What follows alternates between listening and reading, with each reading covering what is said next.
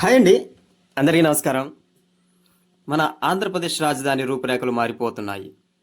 ఇందులో భాగంగా ఒక అద్భుతమైన గుడ్ న్యూస్ ఇప్పుడు మీ ముందుకు తీసుకొచ్చాను. విజయవాడ నుంచి అమరావతికి వెళ్ళే ప్రయాణికులకు ట్రాఫిక్ కష్టాలు తీర్చడంతో పాటు రాజధాని ప్రాంతానికి సరికొత్త కళను తీసుకురాబోతుంది అమరావతి కరకట్ట రోడ్డు ప్రాజెక్టు. అవునండి, ఈ కృష్ణానది వెంబడి ఉండే ఈ చారిత్రాత్మక కరకట్టను సరికొత్తగా 4 వరుసల రహదారిగా విస్తరిస్తున్నారు.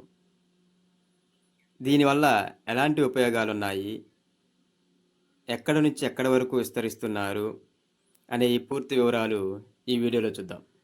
ముందుగా ఎవరైతే ఫస్ట్ టైం మన ఛానల్లో వీడియో చూస్తున్నారో వారు తప్పక సబ్స్క్రైబ్ చేసుకోండి. ఎందుకు అంటే మన ఛానల్లో ఓన్లీ ఇన్ఫర్మేటివ్ వీడియోస్ మాత్రమే పోస్ట్ చేయడం జరుగుతుంది. ఏదైనా గవర్నమెంట్ అప్డేట్స్ అయినా, జాబ్ రిలేటెడ్ నోటిఫికేషన్స్ అయినా, ఏదైనా యూజ్ఫుల్ ఇన్ఫర్మేషనే పోస్ట్ చేయడం జరుగుతుంది.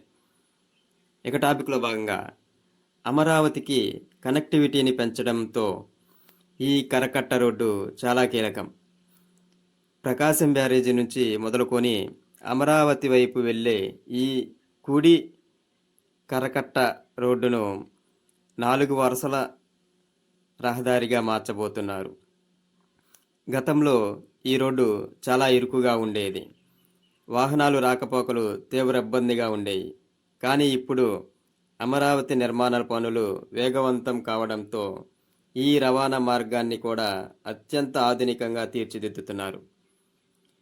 భారీ వాహనాలు సైతం వెళ్ళేలా, అదేవిధంగా వరదలను తట్టుకునే విధంగా ఈ రోడ్డును పటిష్టం చేస్తూ అధునాతన టెక్నాలజీతో పనులు జరుపుతున్నారు. ఇది మొత్తం మీరు చూస్తున్న కరకట్ట రోడ్డు పనులు ఏ విధంగా జరుగుతున్నాయో మీరు చూడొచ్చు. ఇకపోతే ఈ కరకట్టకు మొత్తం ఖర్చు 443 కోట్లనైతే ఖర్చు చేస్తున్నారు. ఇది మొత్తం 3 దశలుగా అయితే ఈ రోడ్డుని ఆధునీకరిస్తారు. ముందుగా ప్రకాశం బ్యారేజీ నుంచి వెంకటపాలెం వరకు 7 కిలోమీటర్లు, అంటే సీడ్ యాక్సిస్ రోడ్డు వరకు అయితే మొదటి ఫేజ్లో అభివృద్ధి చేస్తారు. దీనికి 149.8 కోట్లనైతే ఖర్చు చేస్తారు.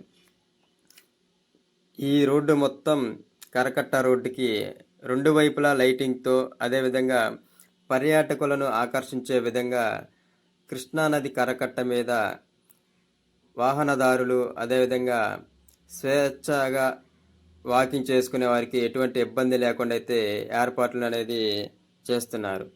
ఇది మొత్తం ఏడీసీఎల్, అంటే అమరావతి డెవలప్మెంట్ కార్పొరేషన్ లిమిటెడ్ పరిధిలోనే ఈ పనులు అనేవి జరుగుతున్నాయి. ఇది కరకట్ట గురించి. Thank you.